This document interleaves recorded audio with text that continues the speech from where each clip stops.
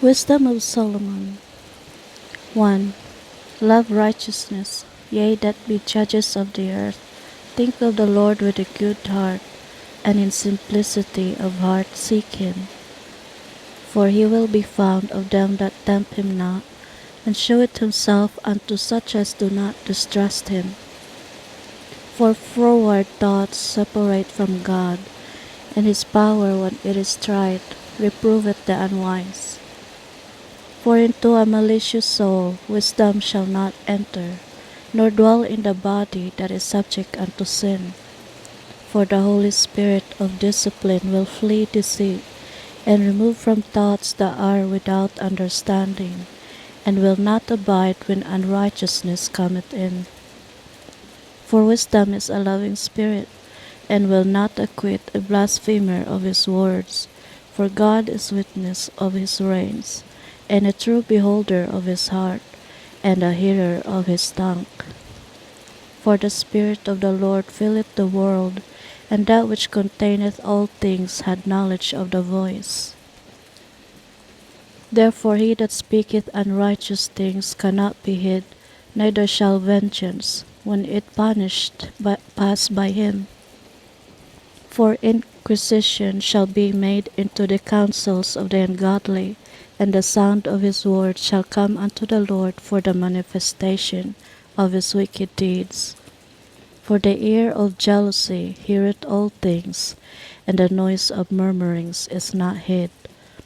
Therefore beware of murmuring, which is unprofitable, and refrain your tongue from backbiting.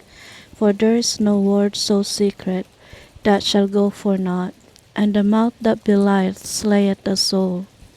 Seek not death in the error of your life, and pull not upon yourselves destruction with the works of your hands. For God made not death, neither had he pleasure in the destruction of the living. For he created all things, that they might have their being, and the generations of the world were healthful, and there is no poison of destruction in them, nor the kingdom of death upon the earth.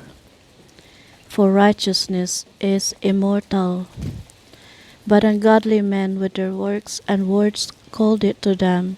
For when they thought to have it their friend, they consumed to naught, and made a covenant with it, because they are worthy to take part with it. 2. For the ungodly said, reasoning with themselves, but not aright, our life is short and tedious, and in the death of a man there is no remedy, neither was there any man known to have returned from the grave. For we are born at all adventure, and we shall be hereafter as though we had never been. For the breath in our nostrils is as smoke, and a little spark in the moving of our heart, which being extinguished, our body shall be turned into ashes, and our spirit shall vanish as the soft air. And our name shall be forgotten in time, and no man shall have our works in remembrance, and our life shall pass away as the trace of a cloud, and shall be dispersed as a mist that is driven away with the beams of the sun, and overcome with the heat thereof. For our time is a very shadow that passeth away, and after our end there is no returning, for it is fast sealed, so that no man cometh again. Come on, therefore, let us enjoy the good things that are present, and let us speedily use the creatures like as in youth.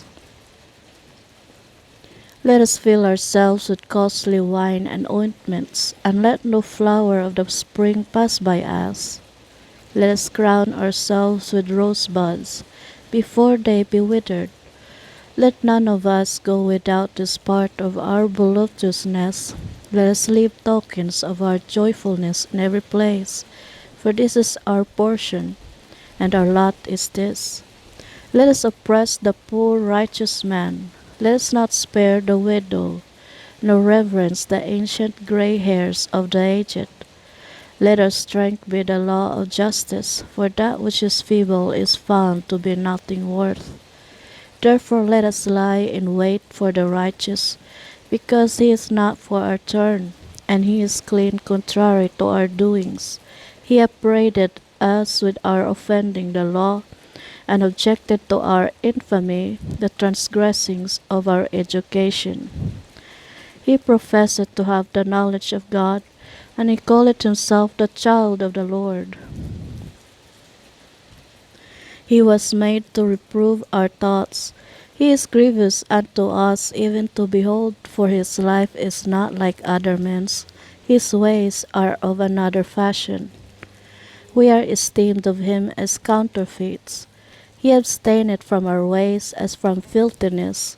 He pronounceth the end of the just to be blessed, and maketh his boast that God is his Father. Let us see if his words be true. Let us see if his words be true, and let us prove what shall happen in the end of him. For if the just man be the Son of God, he will help him and deliver him from the hand of his enemies. Let us examine him with despitefulness and torture, that we may know his meekness and prove his patience. Let us condemn him with a shameful death, for by his own saying he shall be respected. Such things they did imagine and were deceived, for their own wickedness had blinded them. And as for the mysteries of God, they knew them not, neither hoped they for the wages of righteousness, nor discerned a reward for blameless souls. For God created man to be immortal, and made him to be an image of his own eternity. Nevertheless, through envy of the devil came death into the world, and they that do hold of his side do find it. 3. But the souls of the righteous are in the hand of God, and there shall no torment touch them. In the sight of the unwise they seem to die, and their departure is taken for misery, and their going from us to be utter destruction, but they are in peace. For though they be punished in the sight of men, yet is their hope full of immortality. And having been a little chastised, they shall be greatly rewarded, for God proveth them, and found them worthy for himself. As gold in the furnace had he tried them, and received them as a burnt offering. And in the time of their visitation they shall shine, and run to and fro like sparks among the stubble. They shall judge the nations, and have dominion over the people, and their Lord shall reign forever. They that put their trust in him shall understand the truth, and such as be faithful in love shall abide with him. For grace and mercy is to his saints, and he had care for his elect. But the ungodly shall be punished according to their own imaginations, which have neglected the righteous, and forsaken the Lord. For whoso despiseth wisdom and nurture, he is miserable, and their hope is vain, their labors unfruitful, and their works unprofitable. Their wives are foolish, and their children wicked. Their offspring is cursed. Wherefore blessed is the barren that is undefiled, which had not known the sinful bed. She shall have fruit in the visitation of souls. And blessed is the eunuch which with his hands had wrought no iniquity, nor imagined wicked things against God. For unto him shall be given the special gift of faith, and an inheritance in the temple of the Lord more acceptable to his mind. For glorious is the fruit of good labors, and the root of wisdom shall never fall away. As for the children of adulterers, they shall not come to their perfection, and the seed of an unrighteous bed shall be rooted out. For though they live long, yet shall they be nothing regarded, and their last age shall be without honor. Or if they die quickly, they have no hope, neither comfort in the day of trial. For horrible is the end of the unrighteous generation. 4. Better it is to have no children and to have virtue, for the memorial thereof is immortal, because it is known with God and with men. When it is present, men take example at it, and when it is gone, they desire it, wear it the crown, and triumph it forever, having gotten the victory, striving for undefiled rewards. But the multiplying brood of the ungodly shall not thrive, nor take deep rooting from bastards' lips, nor lay any fast foundation. For though they flourish in branches for a time, yet standing not last, they shall be shaken with the wind, and through the force of winds they shall be rooted out. The imperfect branches shall be broken off, their fruit unprofitable, not ripe to eat, yea, meat for nothing. For children begotten of unlawful beds are witnesses of wickedness against their parents in their trial. But though the righteous be prevented with death, yet shall he be in rest. For honorable age is not that which standeth in length of time, nor that is measured by number of years. But wisdom is the gray hair unto men, and unspotted life is old age. He pleased God, and was beloved of him, so that living among sinners he was translated. Yea, speedily was he taken away, lest that wickedness should alter his understanding, or deceit beguile his soul. For the bewitching of a naughtiness doth obscure things that are honest, and the wandering of concupiscence doth undermine the simple mind. He being made perfect in a short time, fulfilled a long time. For his soul pleaseth the Lord, therefore hasted he to take him away from among the wicked. This the people saw and understood it not, neither laid they up this in their minds, that his grace and mercy is with his saints, and that he had respect unto his chosen. Thus the righteous that is dead shall condemn the ungodly which are living, and youth that is soon perfected the many years and old age of the unrighteous. For they shall see the end of the wise, and shall not understand what God in his counsel had decreed of him, and to what end the Lord had set him in safety. They shall see him and despise him, but God shall laugh them to scorn, and they shall hereafter be a vile carcass, and a reproach among the dead for evermore. For he shall rend them and cast them down headlong, that they shall be speechless, and he shall shake them from the foundation, and they shall be utterly laid waste, and be in sorrow, and their memorial shall perish. And when they cast up the accounts of their sins, they shall come with fear, and their own iniquity shall convince them to their face. 5. Then shall the righteous man stand in great boldness before the face of such as have afflicted him, and made no account of his labors. When they see it, they shall be troubled with terrible fear, and shall be amazed at the strangeness of his salvation, so far beyond all that they looked for. And they repenting and groaning for anguish of spirit shall say within themselves, This was he, whom we had sometimes in derision, and a proverb of reproach. We fools accounted his life madness, and his end to be without honor. How is he numbered among the children of God, and his lot is among the saints? Therefore have we erred from the way of truth, and the light of righteousness had not shined unto us, and the sun of righteousness rose not upon us. We wearied ourselves in the way of wickedness and destruction. Yea, we have gone through deserts, where there lay no way. But as for the way of the Lord, we have not known it. What had pride profited us? Or what good had riches with our vaunting brought us? All those things are passed away like a shadow, and as a post that hasted by. And as a ship that passeth over the waves of the water, which when it is gone by, the trace thereof cannot be found, neither the pathway of the keel in the waves. Or as when a bird hath flown through the air, there is no token of her way to be found, but the light air being beaten with a stroke of her wings, and parted with a violent noise and motion of them, is passed through, and therein afterwards no sign where she went is to be found.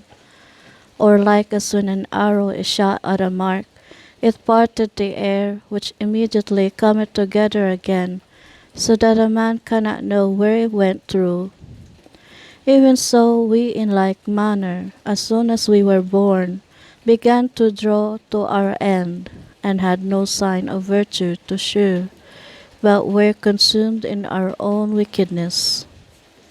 For the hope of the ungodly is like dust that is blown away with the wind, like a thin froth that is driven away with a storm, like as the smoke which is dispersed here and there with a tempest, and passeth away as the remembrance of a guest that tarrieth but a day.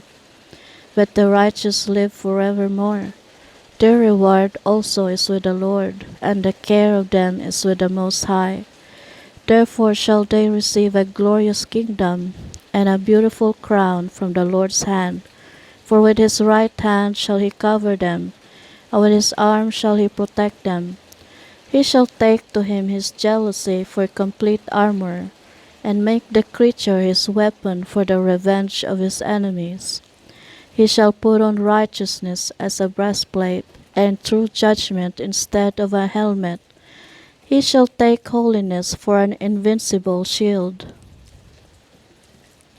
His severe wrath shall he sharpen for a sword, and the world shall fight with him against the unwise. Then shall the right-aiming thunderbolts go abroad, and from the clouds, as from a well-drawn bow, shall they fly to the mark. And hailstones full of wrath shall be cast as out of a stone bow, and the water of the sea shall rage against them, and the flood shall cruelly drown them. Yea, a mighty wind shall stand up against them, and like a storm shall blow them away. Thus iniquity shall lay waste the whole earth, and ill-dealing shall overthrow the thrones of the mighty. 6. Hear therefore, O ye kings, and understand, learn, ye that be judges of the ends of the earth. Give ear, ye that rule the people, and glory in the multitude of nations. For power is given you of the Lord, and sovereignty from the highest, who shall try your works and search out your counsels. Because being ministers of his kingdom, ye have not judged aright, nor kept the law, nor walked after the counsel of God. Horribly and speedily shall he come upon you, for a sharp judgment shall be to them that be in high places. For mercy will soon pardon the meanest, but mighty men shall be mightily tormented. For he which is Lord over all shall fear no man's person, neither shall he stand in awe of any man's greatness. For he hath made the small and great, and careth for all alike. But a sore trial shall come upon the mighty. Unto you therefore, O kings, do I speak, that ye may learn wisdom and not fall away.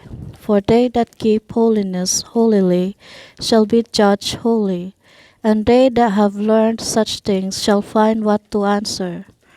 Wherefore set your affection upon my words, desire them, and ye shall be instructed. Wisdom is glorious, and never fadeth away. Yea, she is easily seen of them that love her, and found of such as seek her. She prevented them that desire her, in making herself first known unto them. Whoso seeketh her early shall have no great travail, for he shall find her sitting at his doors. To think therefore upon her is perfection of wisdom, and whoso watcheth for her shall quickly be without care. For she goeth about seeking such as are worthy of her, sheweth herself favourably unto them in the ways, and meted them in every thought. For the very true beginning of her is the desire of discipline, and the care of discipline is love, and love is the keeping of her laws, and the giving heed unto her laws is the assurance of incorruption. And incorruption maketh us near unto God. Therefore the desire of wisdom bringeth to a kingdom. If your delight be then in thrones and scepters, O ye kings of the people, honor wisdom, that ye may reign for evermore. As for wisdom, what she is, and how she came up, I will tell you, and will not hide mysteries from you, but will seek her out from the beginning of her nativity, and bring the knowledge of her into light, and will not pass over the truth. Neither will I go with consuming envy, for such a man shall have no fellowship with wisdom. But the multitude of the wise is the welfare of the world, and the wise king is the upholding of the people. Receive therefore instruction through my words, and it shall do you good. 7. I myself also am a mortal man, like to all, and the offspring of him that was first made of the earth, and in my mother's womb was fashioned to be flesh in the time of 10 months, being compacted in blood of the seed of man and the pleasure that came with sleep. And when I was born, I drew in the common air, and fell upon the earth, which is of like nature. And the first voice which I uttered was crying, as all others do. I was nursed in swaddling clothes, and that with cares. For there is no king that had any other beginning of birth. For all men have one entrance into life, and the like going out. Wherefore I prayed, and understanding was given me. I called upon God, and the spirit of wisdom came to me. I preferred her before scepters and thrones, and esteemed riches nothing in comparison of her.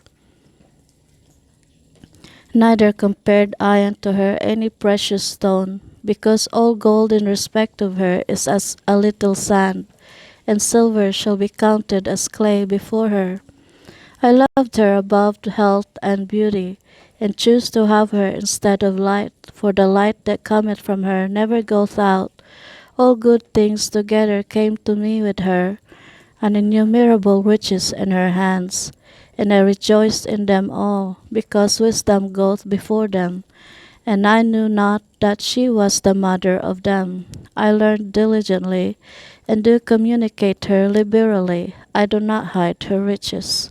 For she is a treasure unto men that never faileth, which they that use become the friends of God, being commended for the gifts that come from learning. God had granted me to speak as I would, and to conceive as is meet for the things that are given me, because it is he that leadeth unto wisdom and directed the wise. For in his hand are both we and our words, all wisdom also, and knowledge of workmanship.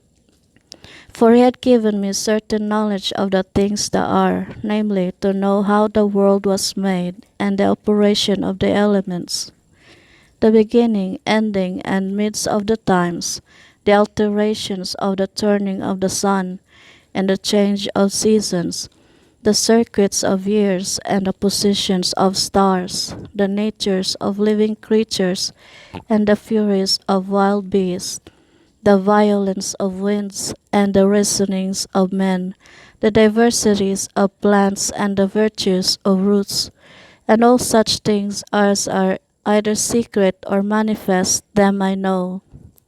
For wisdom, which is the worker of all things, taught me.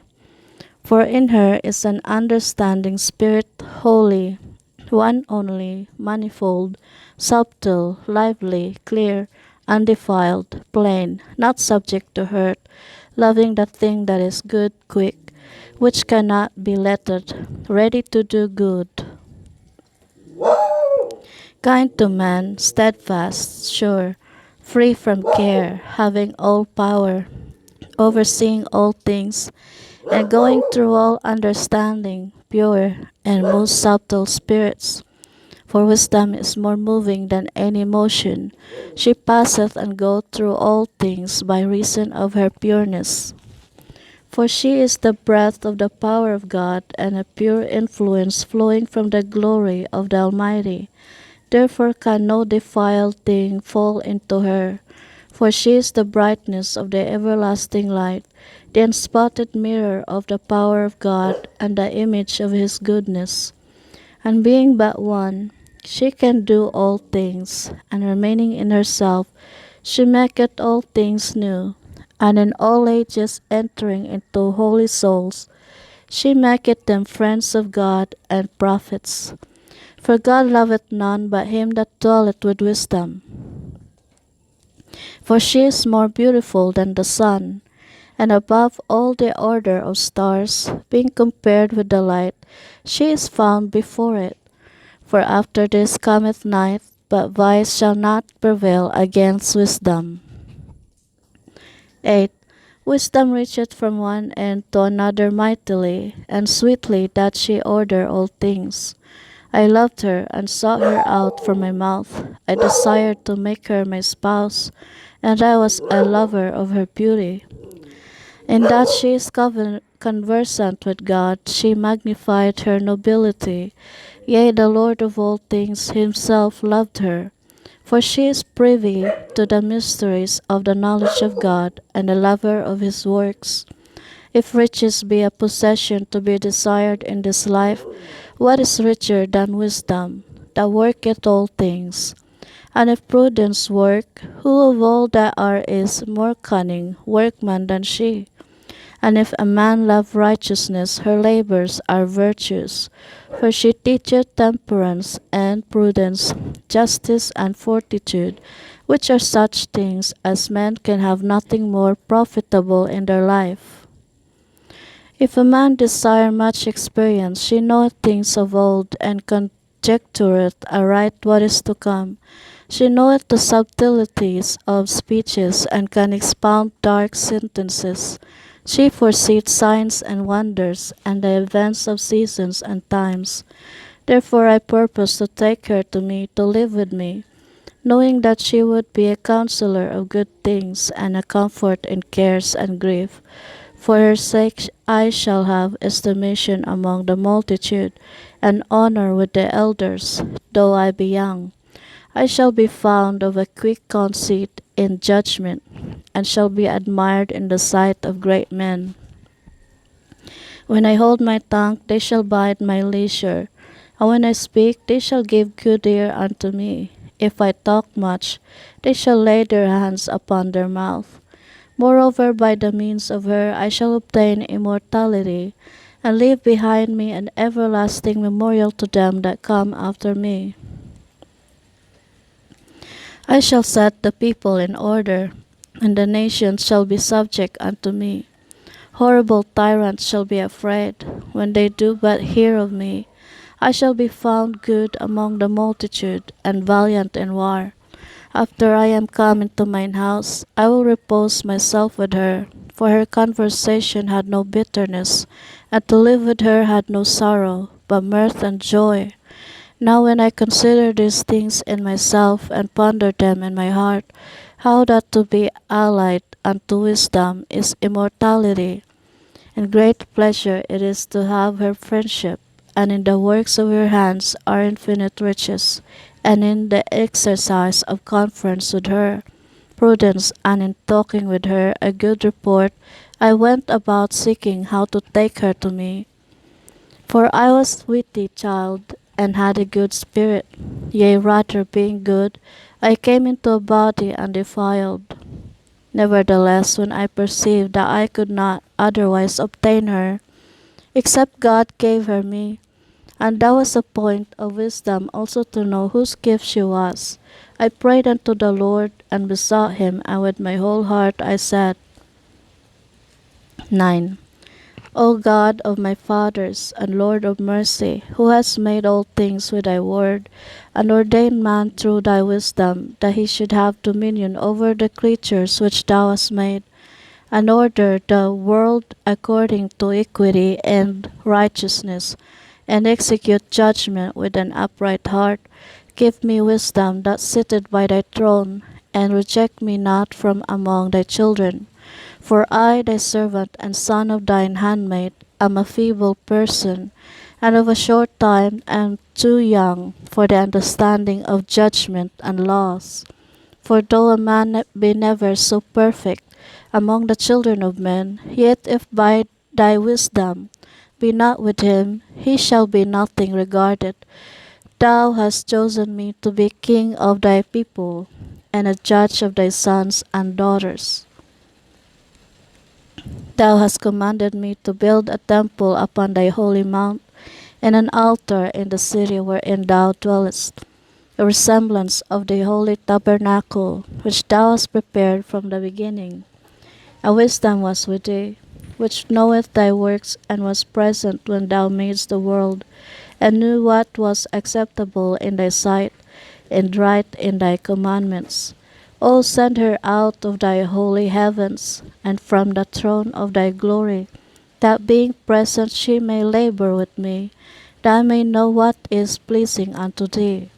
For she knoweth and understandeth all things, and she shall lead me soberly in my doings, and preserve me in her power. So shall my works be acceptable, and then shall I judge thy people righteously, and be worthy to sit in my Father's seat. For what man is he that can know the counsel of God, or who can think what the will of the Lord is? For the thoughts of mortal men are miserable, and our devices are but uncertain. For the corruptible body presseth down the soul, and the earthly tabernacle weighed down the mind that museth upon many things. And hardly do we guess aright at things that are upon earth, and with labor do we find the things that are before us. But the things that are in heaven who hath searched out, and thy counsel who hath known, except thou give wisdom, and send thy Holy Spirit from above?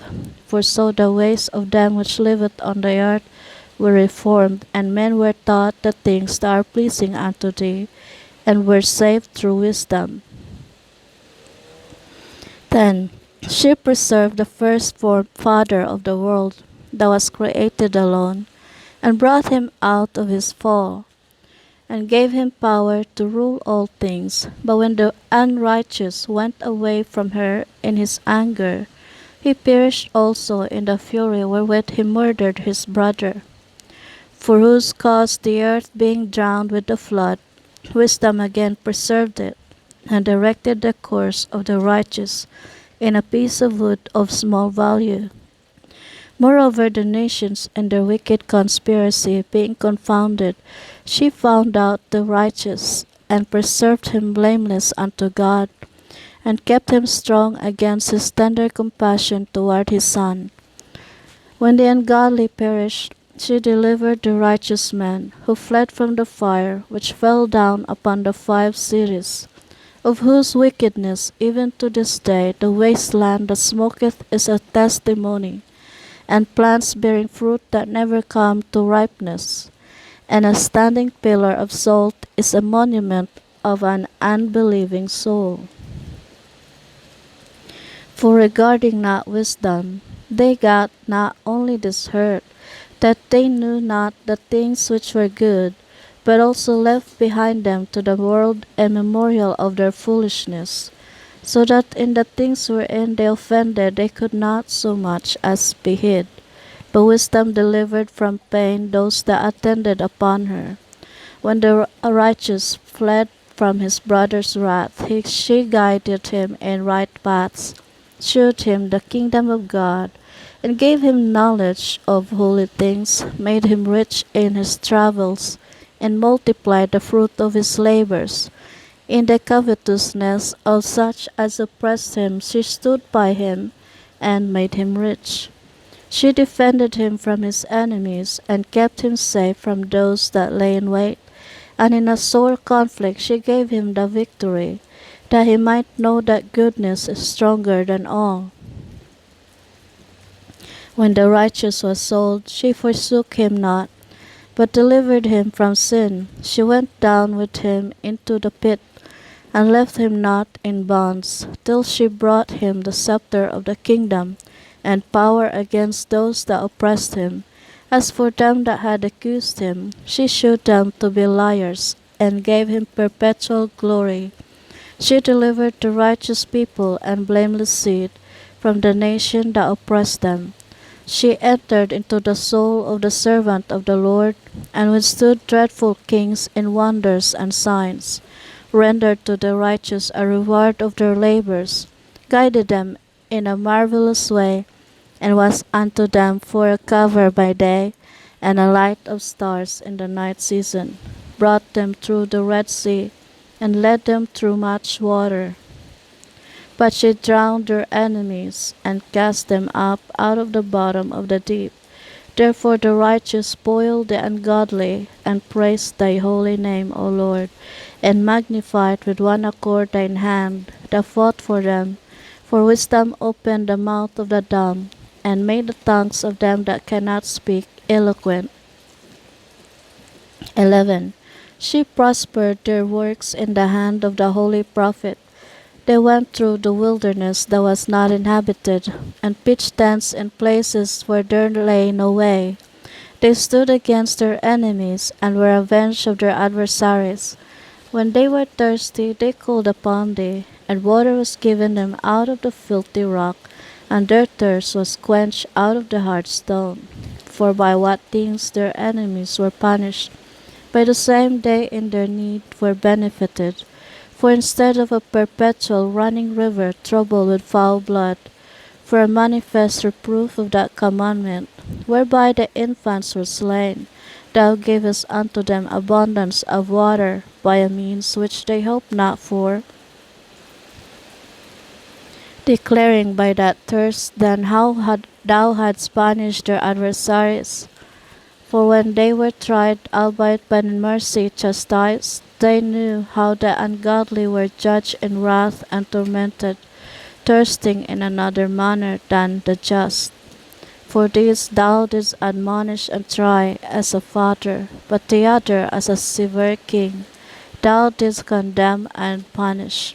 Whether they were absent or present, they were vexed alike, for double grief came upon them, and a groaning for the remembrance of things past. For when they heard by their own punishments the other to be benefited, they had some feeling of the Lord, for whom they respected with scorn, when he was long before thrown out at the casting forth of the infants. Him in the end, when they saw what came to pass, they admired. But for the foolish devices of their wickedness, wherewith being deceived they worshipped serpents void of reason, and vile beasts, thou didst send a multitude of unreasonable beasts upon them for vengeance, that they might know that wherewithal a man sinneth, by the same also shall he be punished. For thy almighty hand, that made the world of matter without form, wanted not means to send among them a multitude of bears or fierce lions, or unknown wild beasts, full of rage, newly created, breathing out either a fiery vapor or filthy scents of scattered smoke, or shooting horrible sparkles out of their eyes, whereof not only the harm might dispatch them at once, but also the terrible sight utterly destroy them. Yea, and without these might they have fallen down with one blast, being persecuted of vengeance, and scattered abroad through the breadth of thy power. But thou hast ordered all things in measure and number and weight. For thou canst shew thy great strength at all times when thou wilt, and who may withstand the power of thine arm? For the whole world before thee is as a little grain of the balance, yea, as a drop of the morning dew that falleth down upon the earth. But thou hast mercy upon all, for thou canst do all things, and winkest at the sins of men, because they should amend. For thou lovest all things that are, and abhorrest nothing with which thou hast made. For never wouldest thou have made anything, if thou hadst hated it? And how could anything have endured, if it had not been thy will, or been preserved, if not called by thee? But thou sparest all, for they are thine, O Lord, thou lover of souls. 12. For thine incorruptible spirit is in all things, therefore chastenest thou them by little and little thou offend, and warnest them by putting them in remembrance wherein they have offended, that leaving their wickedness they may believe on thee, O Lord. For it was thy will to destroy by the hands of our fathers both those old inhabitants of thy holy land, whom thou hatest for doing most odious works of witchcrafts and wicked sacrifices, and also those merciless murderers of children, and devourers of man's flesh, and the feast of blood, with their priests out of the midst of their idolatrous crew, and the parents that killed with their own hands souls destitute of help, that the land which thou esteemest above all other might receive a worthy colony of God's children. Nevertheless, even those thou sparedst as men, and didst send wasps forerunners of thine host, to destroy them by little and little. Not that thou wast unable to bring the ungodly under the hand of the righteous in battle, or to destroy them at once with cruel beasts, or with one rough word, by executing thy judgments upon them by little and little, thou gavest them place of repentance, not being ignorant that they were a naughty generation, and that their malice was bred in them, and that their cogitation would never be changed. For it was a cursed seed from the beginning. Neither didst thou, for fear of any man, give them pardon for those things wherein they sinned. For who shall say, What hast thou done? Or who shall withstand thy judgment? Or who shall accuse thee for the nations that perish, whom thou made?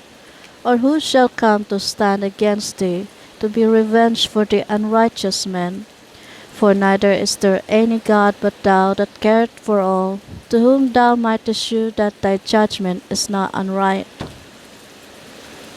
Neither shall king or tyrant be able to set his face against thee, for any whom thou hast punished. For so much then as thou art righteous thyself, thou orderest all things righteously, thinking it not agreeable with thy power to condemn him that had not deserved to be punished. For thy power is the beginning of righteousness, and because thou art the Lord of all, it maketh thee to be gracious unto all. For when men will not believe that thou art of a full power, thou showest thy strength, and among them that know it thou makest their boldness manifest. But thou, mastering thy power, judgest with equity, and orderest us with great favor, for thou mayst use power when thou wilt. But by such works hast thou taught thy people that the just man should be merciful, and hast made thy children to be of a good shape, good hope, that thou givest repentance for sins. For if thou didst punish the enemies of thy children, and the condemned to death, with such deliberation, giving them time and place, whereby they might be delivered from their malice, with how great circumspection didst thou judge thine own sons, unto whose fathers thou hast sworn, and made covenants of good promises. Therefore, whereas thou dost chasten us, thou scourgest our enemies 1,000 times more, to the intent that when we judge we should carefully think of thy goodness, and when we ourselves are judged, we should look for mercy. Wherefore, whereas men has lived dissolutely and unrighteously, thou hast tormented them with their own abominations. For they went astray very far in the ways of error, and held them for gods, which even among the beasts of their enemies were despised, being deceived as children of no understanding. Therefore unto them, as to children without the use of reason, thou didst send a judgment to mock them. But they that would not be reformed by that correction wherein he dallied with them, shall feel a judgment worthy of God. For look, For what things they grudge when they were punished, that is, for them whom they thought to be gods. Now being punished in them when they saw it, they acknowledged him to be the true God, whom before they denied to know, and therefore came extreme damnation upon them. 13. Surely vain are all men by nature, who are ignorant of God, and could not out of the good things that are seen know him. That is, neither by considering the works did they acknowledge the workmaster, but deemed either fire or wind, or the swift air, or the circle of the stars, or the violent water, or the lights of heaven, to be the gods which govern the world, with whose beauty, if they being delighted took them to be gods, let them know how much better the Lord of them is, for the first author of beauty had created them. But if they were astonished at their power and virtue, let them understand by them how much mightier he is that made them. For by the greatness and beauty of the creatures proportionably, the maker of them is seen. But yet for this they are the less to be blamed, for they peradventure err, seeking God, and desirous to find him. For being conversant in his works, they search him diligently, and believe their sight, because the things are beautiful that are seen. Howbeit neither are they to be pardoned. For if they were able to know so much, that they could aim at the world, how did they not sooner find out the Lord thereof? But miserable are they, and in dead things is their hope, who call them gods, which are the works of men's hands, gold and silver, the shew wharton and resemblances of beasts, or a stone good for nothing, the work of an ancient hand. Now a carpenter that felleth timber, after he had sawn down a tree, meet for the purpose, and taken off all the bark skillfully round about, and had wrought it handsomely, and made a vessel thereof, fit for the service of man's life. And after spending the refuse of his work, to dress his meat, had filled himself, and taking the very refuse among those which served to no use, being a crooked piece of wood, and full of knots, had carved it diligently, when he had nothing else to do, and formed it by the skill of his understanding, and fashioned it to the image of a man, or made it like some vile beast, laying it over with vermilion, and with paint coloring it red, and covering every spot therein. And when he had made a convenient room for it, set it in a wall, and made it fast with iron, for he provided for it that it might not fall, knowing that it was unable to help itself, for it is an image, and had need of help. Then maketh he prayer for his goods, for his wife and children, and is not ashamed to speak to that which hath no life. For health he calleth upon that which is weak, for life prayeth to that which is dead, for aid humbly beseecheth that which hath least means to help, and for a good journey he asketh of that which cannot set a foot forward, and for gaining and getting, and for good success of his hands, asketh ability to do of him that is most unable to do anything. 14. Again, one preparing himself to sail, and about to pass through the raging waves, calleth upon a piece of wood more rotten than the vessel that carried him. For verily desire of gain devised that, and the workman built it by his skill. But thy providence, O Father, governeth it, for thou hast made a way in the sea, and a safe path in the waves, shewing that thou canst save from all danger. Yea, though a man went to sea without art, nevertheless thou wouldest not that thy works of thy wisdom should be idle. And therefore do men commit their lives to a small piece of wood, and passing the rough sea in a weak vessel are safe. For in the old time also, when the proud giants perished, the hope of the world governed by thy hand escaped in a weak vessel, and left to all ages a seed of generation. For blessed is the wood whereby righteousness cometh. But that which is made with hands is cursed, as well it as he that made it. He because he made it, and it because being corruptible it was called God. For the ungodly and his ungodliness are both alike hateful unto God. For that which is made shall be punished together with him that made it. Therefore even upon the idols of the Gentiles shall there be a visitation, because in the creature of God they are become an abomination, and stumbling blocks to the souls of men, and a snare to the feet of the unwise. For the devising of idols was the beginning of spiritual fornication, and the invention of them that corruption of life. For they neither were they from the beginning, neither shall they be forever. For by the vainglory of men they entered into the world, and therefore shall they come shortly to an end. For a father afflicted with untimely mourning, when he had made an image of his child soon taken away, now honored him as a God, which has then a dead man, and delivered to those that were under him ceremonies and sacrifices.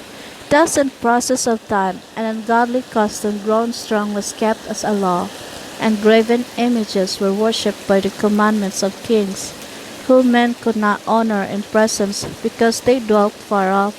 They took the counterfeit of his visage from far, and made an express image of a king, whom they honored, to the end that by this their forwardness they might flatter him that was absent, as if he were present.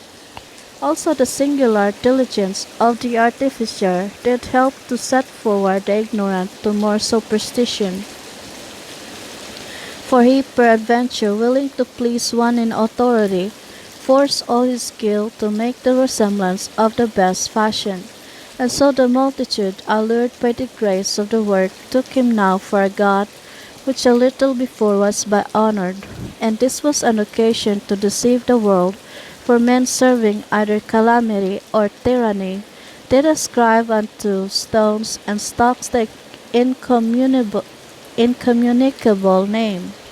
Moreover, this was not enough for them, that they erred in the knowledge of God, but whereas they live in the great war of ignorance, those so great plagues called they peace. For whilst they slew their children in sacrifices, or used secret ceremonies, or made revelings of strange rites, they kept neither lives nor marriages any longer undefiled, but either one slew another traitorously, or grieved him by adultery. So that there reigned in all men without exception blood, manslaughter, theft, and dissimulation, corruption, unfaithfulness, tumults, perjury, disquieting of good men, forgetfulness of good turns, defiling of souls, changing of kind, disorder in marriages, adultery, and shameless uncleanness. For the worshipping of idols not to be named is the beginning, the cause, and the end of all evil. For either they are mad when they be merry, or prophesy lies, or live unjustly, or else lightly forswear themselves. For insomuch as their trust is in idols, which have no life, though they swear falsely, yet they look not to be hurt. Howbeit for both causes shall they be justly punished, both because they thought not well of God, giving heed unto idols, and also unjustly swore in deceit, despising holiness. For it is not the power of them by whom they swear, but it is the just vengeance of sinners, that punished always the offense of the ungodly. 15. But thou, O God, art gracious and true, long-suffering, and in mercy, ordering all things. For if we sin, we are thine, knowing thy power, but we will not sin, knowing that we are counted thine. For to know thee is perfect righteousness, yea, to know thy power is the root of immortality. For neither did the mischievous invention of men deceive us, nor an image spotted with divers colours, the painter's fruitless labour, the sight whereof enticeth fools to lust after it, and so they desire the form of a dead image that had no breath. Both they that make them, they that desire them, and they that worship them are lovers of evil things, and are worthy to have such things to trust upon. For the potter tempering soft earth fashioneth every vessel with much labour for our service. Yea, of the same clay he maketh both the vessels that serve for clean uses, and likewise unto also all such as serve to the contrary. But what is the use of either sort? The potter himself is the judge. And employing his labours lewdly, he maketh a vain god of the same clay, even he which a little before was made of earth himself, and within a little while after returneth to the same, out when his life which was lent him shall be demanded. Notwithstanding his care is, not that he shall have much labour, nor that his life is short, but striveth to excel goldsmiths and silversmiths, and endeavoureth to do like the workers in brass, and counted it his glory to make counterfeit things. His heart is ashes, his hope is more vile than earth, and his life of less value than clay. Forasmuch as he knew not his Maker, and him that inspired into him an active soul, and breathed in a living spirit, but they counted our life a pastime, and our time here a market for gain. For say they, we must be getting every way, though it be by evil means. For this man that of earthly matter maketh brittle vessels and graven images, knoweth himself to offend above all others. And all the enemies of thy people that hold them in subjection are most foolish, and are more miserable than very babes. For they counted all the idols of the heathen to be gods, which neither have the use of eyes to see, nor noses to draw breath, nor ears to hear, nor fingers of hands to handle. And as for their feet, they are slow to go, for man made them, and he that powered his own spirit fashioned them. But no man can make a god like unto himself. For being mortal, he worketh a dead thing with wicked hands, for he himself is better than the things which he worshippeth, whereas he lived once, but they never. Yea, they worship those beasts also that are most hateful, for being compared together, some are worse than others. Neither are they beautiful, so much as to be desired in respect to beasts, but they went without the praise of God and his blessing.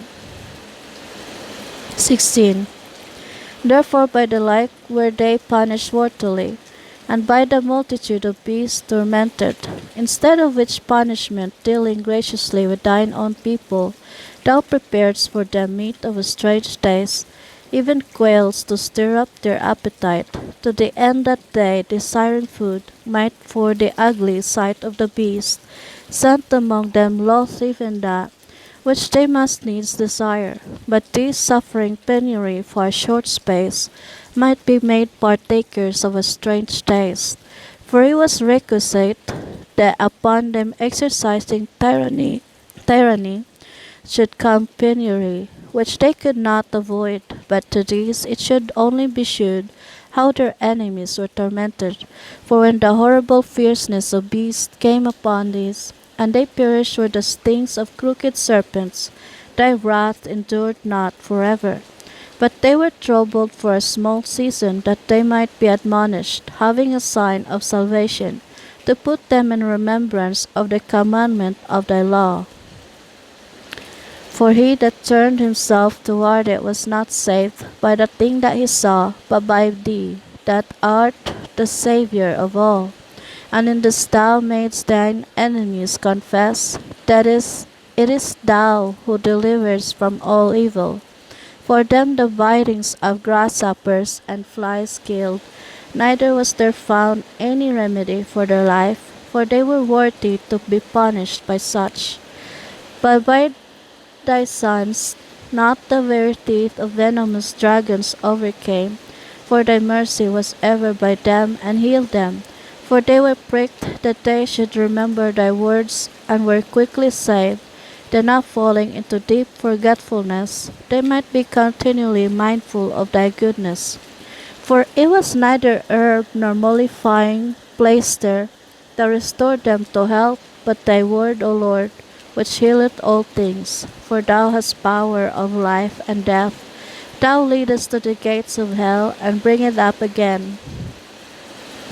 And man indeed killeth through his malice, and the spirit, when it is gone forth, returneth not, neither the soul received up cometh again. But it is not possible to escape thine hand. For the ungodly that denied to know thee were scourged by the strength of thine arm. With strange rains, hails, and showers were they persecuted, that they could not avoid, and through fire were they consumed. For which is most to be wondered at, the fire had more force in the water, that quencheth all things, for the world fighteth for the righteous. For some time the flame was mitigated, that it might not burn up the beasts that were sent against the ungodly, but themselves might see and perceive that they were persecuted with the judgment of God. And at another time it burneth even in the midst of water above the power of fire, that it might destroy the fruits of an unjust land. Instead whereof thou feddest thine own people with angels' food, and didst send them from heaven bread prepared without their labor, able to content every man's delight, and agreeing to every taste. For thy sustenance declared thy sweetness unto thy children, and serving to the appetite of the eater, tempered itself to every man's liking. But snow and ice endured the fire, and melted not, that they might know that fire burning in the hail, and sparkling in the rain, did destroy the fruits of the enemies. But this again did even forget his own strength, that the righteous might be nourished. For the creature that serveth thee, who art the Maker, increaseth his strength against the unrighteous for their punishment, and abated his strength for the benefit of such as put their trust in thee. Therefore even then was it altered into all passions, and was obedient to thy grace, that nourished all things according to the desire of them that had need, that thy children, O Lord, whom thou lovest, might know that it is not the growing of fruits that nourished man, but that it is thy word which preserveth them that put their trust in thee. By that which was not destroyed of the fire, being warmed with a little sunbeam, soon melted away, that it might be known that we must prevent the sun to give thee thanks, and at the dayspring pray unto thee. For the hope of the unthankful shall melt away as the winter's hoarfrost, and shall run away as unprofitable water. 17.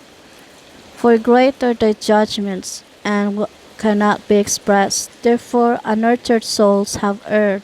For when unrighteous men thought to oppress the holy nation, they being shut up in their houses, the prisoners of darkness, and fettered with the bonds of a long night, lay there exiled from the eternal providence. For while they supposed to lie hid in their secret sins, they were scattered under a dark veil of forgetfulness, being horribly astonished, and troubled with strange apparitions. For neither might the corner that held them keep them from fear, but noises as of waters falling down sounded about them, and sad visions appeared unto them with heavy countenances. No power of the fire might give them light, neither could the bright flames of the stars endure to lighten that horrible night. Only there appeared unto them a fire kindled of itself, very dreadful.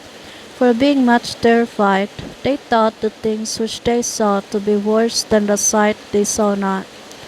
As for the illusions of art magic, they were put down, and their vaunting in wisdom was reproved with disgrace. For they that promised to drive away terrors and troubles from a sick soul, were sick themselves of fear, worthy to be laughed at. For though no terrible thing did fear them, yet being scared with beasts that passed by, and hissing of serpents, they died for fear, denying that they saw the air, which could not of no side be avoided. For wickedness, condemned by her own witness, is very timorous, and being pressed with conscience, always forecasteth grievous things. For fear is nothing else but a betraying of the succours which reason offereth, and the expectation from within, being less, counter the ignorance more than the cause which bringeth the torment. But they sleeping the same sleep that night, which was indeed intolerable, and which came upon them out of the bottoms of inevitable hell, were partly vexed with monstrous apparitions, and partly fainted, their heart failing them, for sudden fear, and not looked for, came upon them. So then whosoever were there fell down was straitly kept, shut up in a prison without iron bars. For whether he were husbandman, or shepherd, or a laborer in the field, he was overtaken, and endured that necessity, which could not be avoided, for they were all bound with one chain of darkness.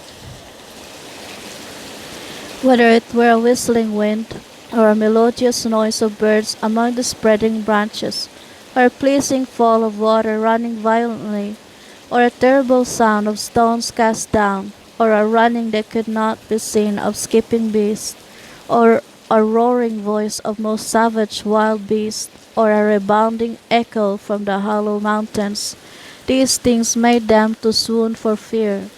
For the whole world shined with clear light, and none were hindered in their labor. Over them only was spread an heavy night, an image of that darkness which should afterward receive them, but yet were they unto themselves more grievous than the darkness.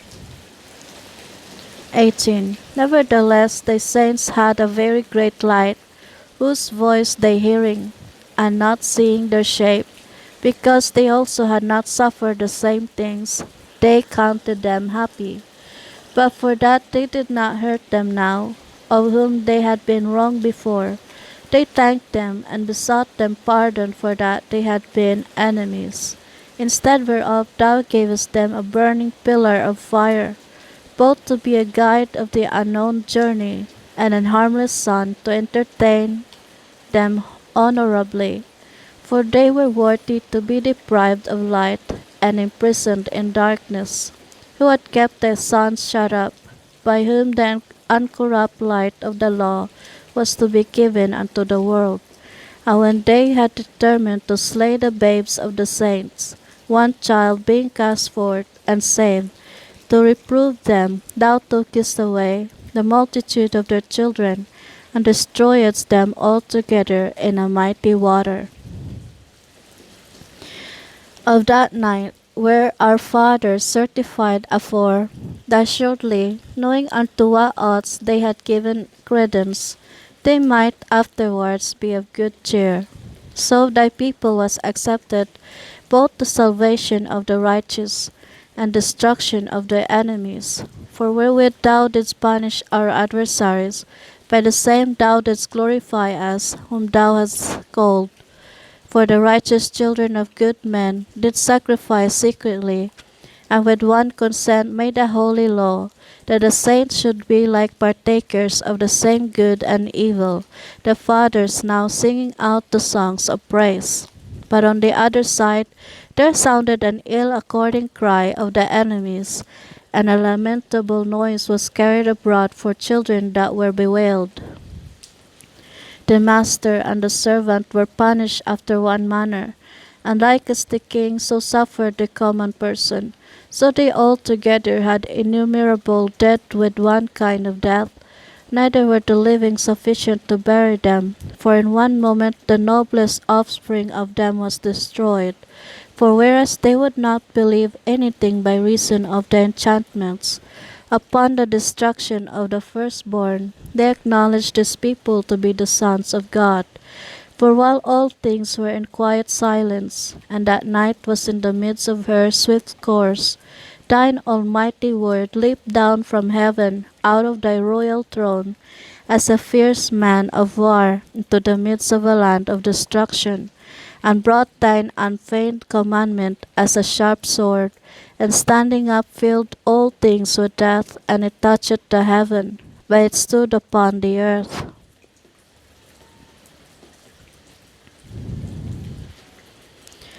Then suddenly visions of horrible dreams troubled them sore, and terrors came upon them unlooked for.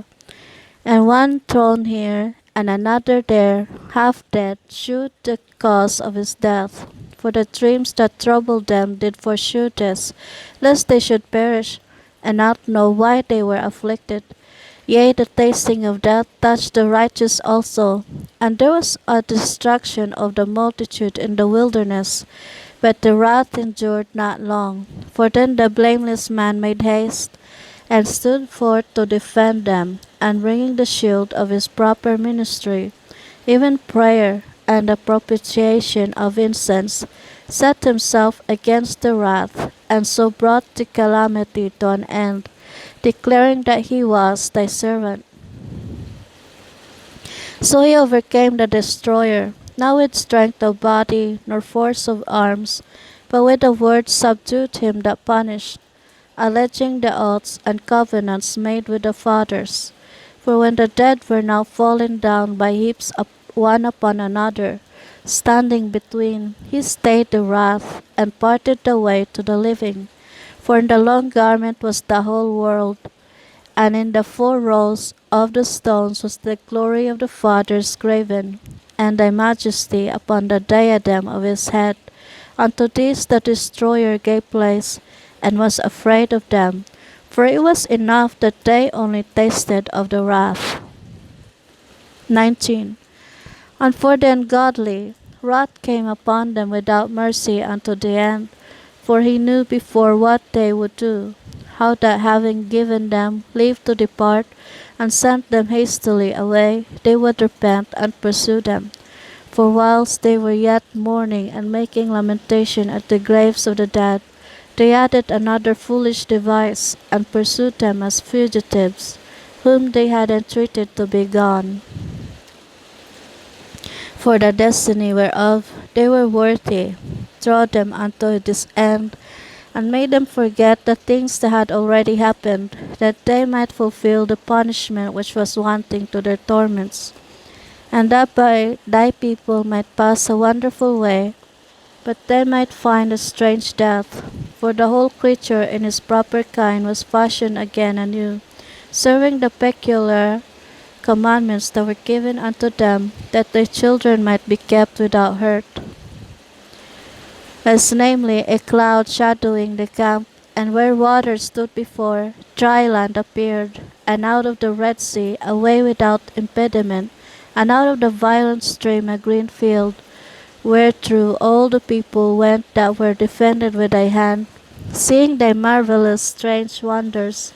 For they went at large like horses, and leaped like lambs, praising thee, O Lord, who hadst delivered them.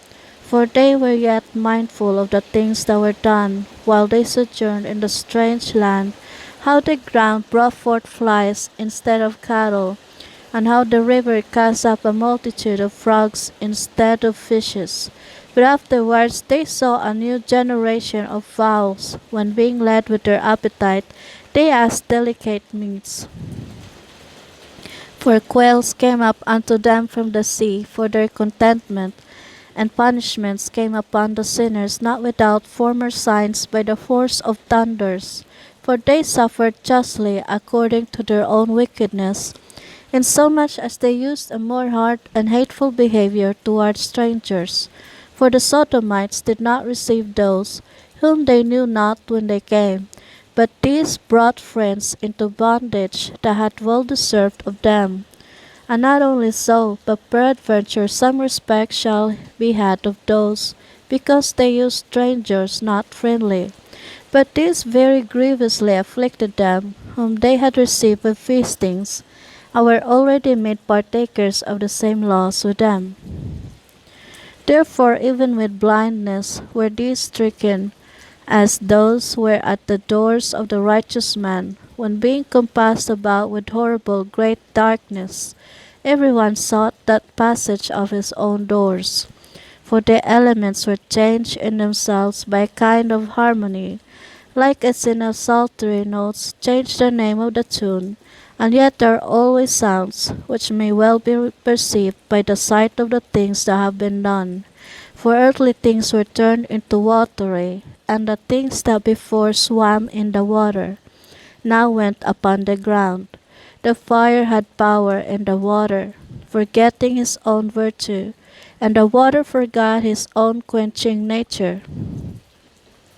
On the other side, the flames wasted not the flesh of the corruptible living things, though they walked therein, neither melted they the icy kind of heavenly meat that was of nature apt to melt. For in all things, O Lord, thou didst magnify thy people, and glorify them, neither didst thou lightly regard them, but did assist them in every time and place.